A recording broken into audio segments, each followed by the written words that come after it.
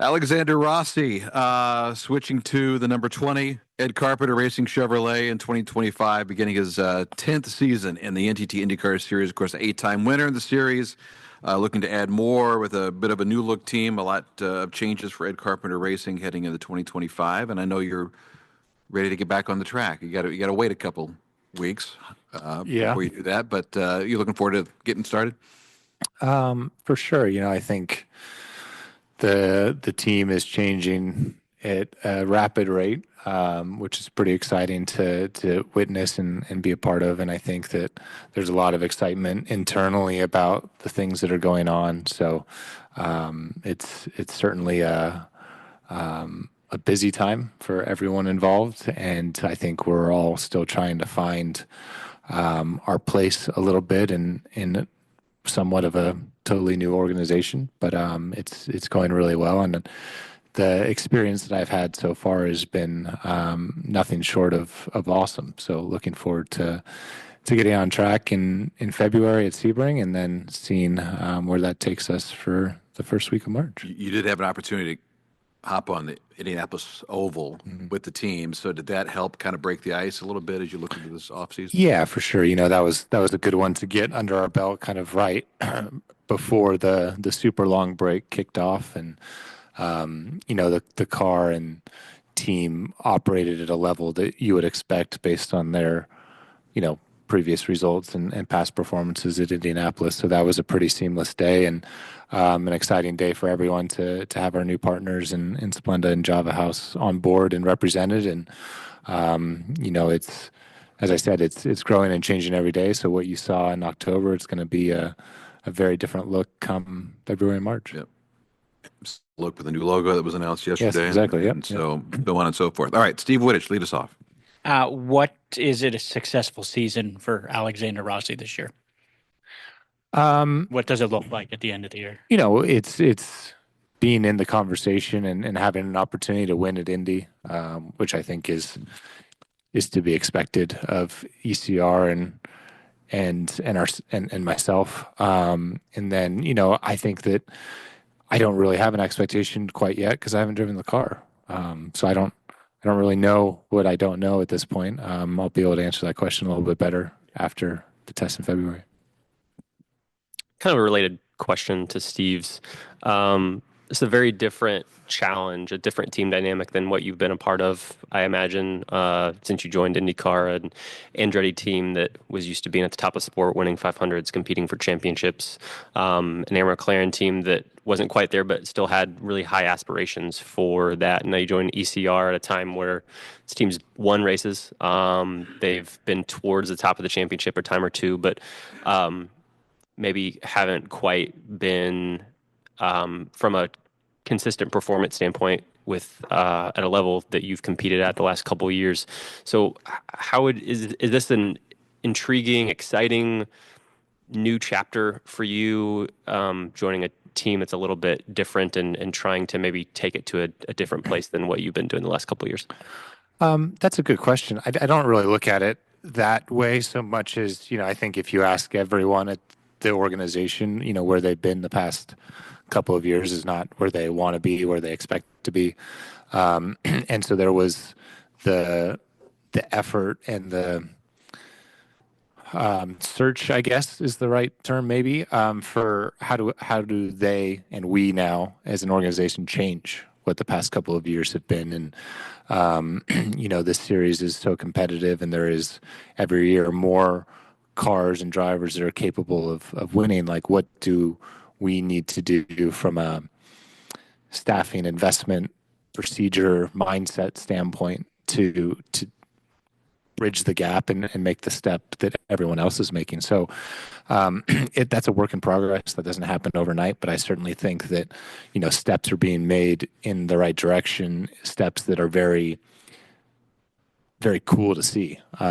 So I think that there's the potential to surprise a lot of people at points in 2025. Obviously, as I said, like, nothing happens overnight. We're not going to go from the results that have existed the past couple of years to all of a sudden winning every race, sort of thing. But I do think that everything in this sport is very small margins. So it's not we've often talked about, like this car's been around for so long. It's not that there's some magic thing out there. It's about putting puzzle pieces together correctly and executing efficiently, and that can add up to results pretty quickly. So, we have the tools and resources, and are gathering the tools and resources that didn't necessarily exist in the past, and that's opening doors and opportunities for what should be a step forward for the organization in 25. And then obviously, to answer the first part of your question, yeah, this is a long-term thing that I'm a part of, and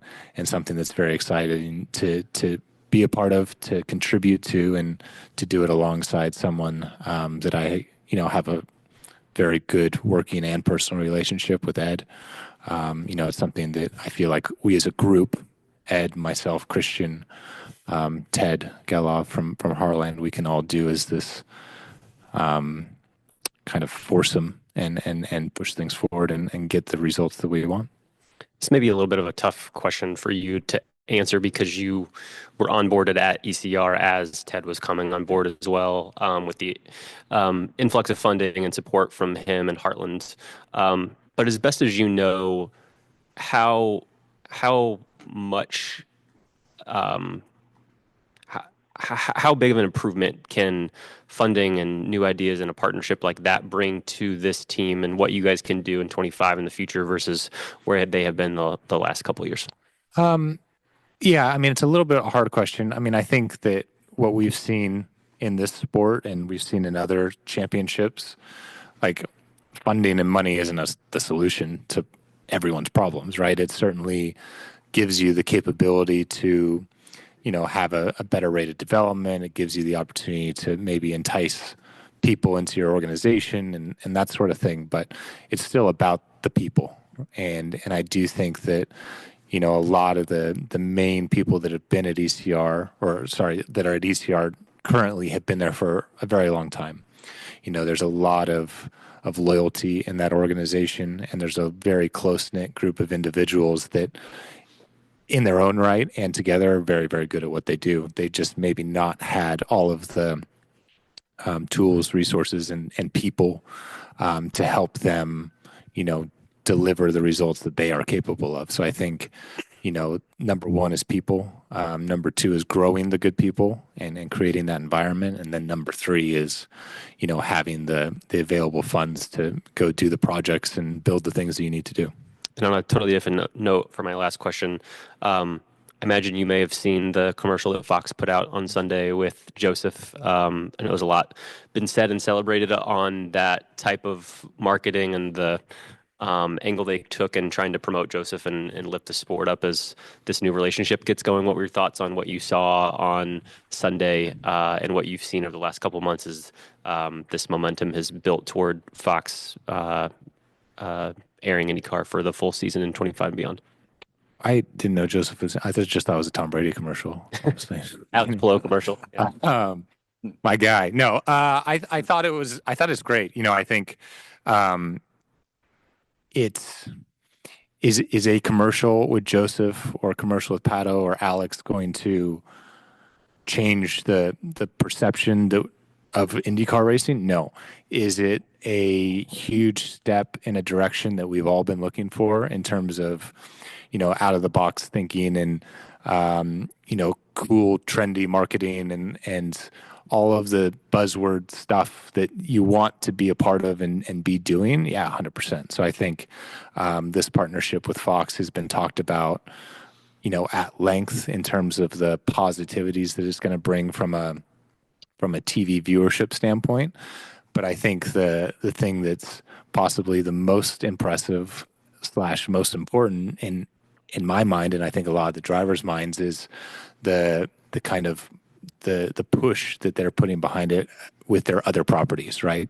Bringing in, people like Tom Brady who are Fox employees, pushing it during, the biggest sporting weeks of the year in the NFL playoffs, and really using their other avenues of promotion to elevate the NTT IndyCar Series is what we've needed and wanted. And Obviously it's going to take more than a couple commercials, but this is a huge step in the right direction and something that is very, very awesome to be a part of. And I don't think any of us could be more excited and thankful for what they've done, and can't wait to see what they do in the future.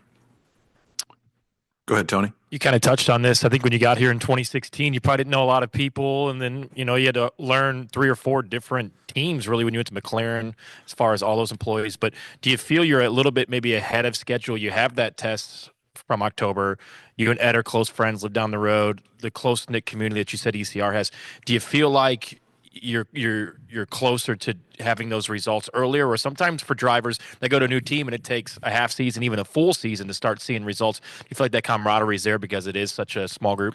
Yeah, I think we have a couple things going for us. Number one is that, as you mentioned, I've known Matt Barnes for a really long time as well. So having the relationship on the engineering side right out of the box is huge.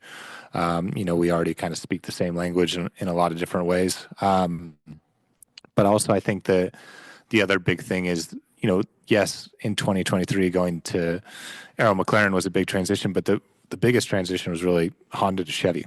And so being able to stay in the Team Chevy family and not have to go through that driving style transition that I kind of had to do from 22 to 23, I think is really the thing that'll put us on the front foot more than anything else. Anyone else? Danny, you got your mic? David? Ben, go ahead. Hey, Alex, Happy New Year. Have you set yourself any targets for the upcoming season? Probably should. So no.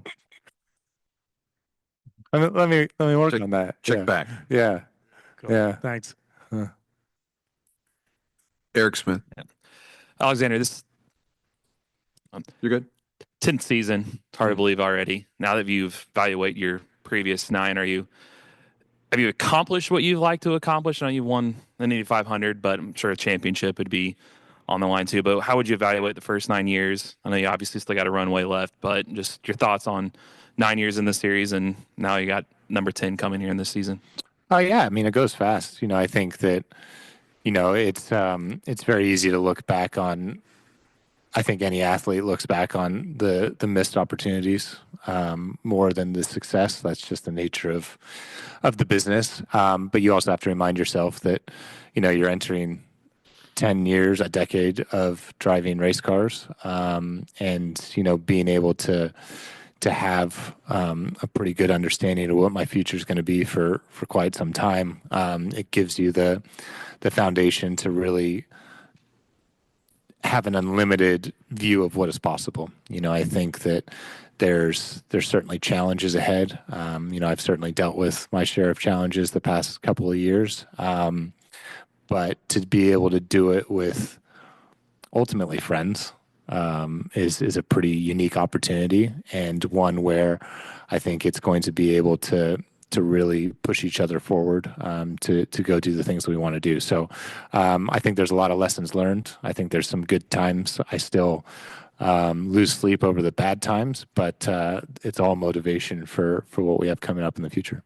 And speaking of lessons learned, I was going to ask, it could be nothing, but notice you went to a lot of IU football games this year. You've got a horse.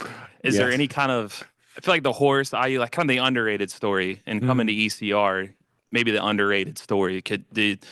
Any lessons learned from watching IU football, seeing that culture, owning a horse? I mean, just anything. Interesting. That's a very good question. Owning a horse, probably not. I don't think so. It's motorsports and horse racing are very similar, though. Like there's so many variables that exist, right? In racing, we all know about. You add into that racing plus an animal. Like there's obviously a lot you can't control, but still takes a team and a common goal and a common culture, which ties in very well to the next part of your question with IU football. I I didn't really go to traditional college, so my knowledge of college sports was none. And then my friend group got very excited about IU football this year for obvious reasons. And so I went to my first two college games this year, and not knowing anything about really IU's college football past, but seeing and understanding what the power of one person can do, right? We often talk about culture. We often talk about it's the people that are the most important element, and all of those things are true. But it really only takes one person to offer a new approach, a new way of thinking, and getting people to buy into that. And you can see the results that come from that. So that's an inspiration, I think, for anyone that is either an athlete or looking to do something in business or in life, that it just takes one to make a difference. So I'm now a Hoosier fan for, I guess, life, because that's how college football fandom works. And look forward to next year. Yeah. Season tickets? My buddy already has them, so Okay. I think we're locked in there. You got a sweatshirt? You got? I do have a sweatshirt. Yeah. Okay. Yeah. That's hat. I mean, do you tailgate? What's the experience? So we were supposed to tailgate. The one time I went down to Bloomington, we were going to tailgate, and it was the hurricane that ran through Nashville. Yeah. When we were there, Irma? No, Mildred. Mill. Oh, It's anyway, been too many natural disasters lately, guys. Helene came through Carolina. Yep. That old gal. Yeah, so we didn't tailgate, but we still went to the game. And then I went to IU playing Ohio State, and that was really underwhelming because I was sold that was like this amazing, magical place, and it's just fine. Don't tell Graham that. He's so pissed. Don't tell Graham. Oh, that. the shoe's amazing. This is fine.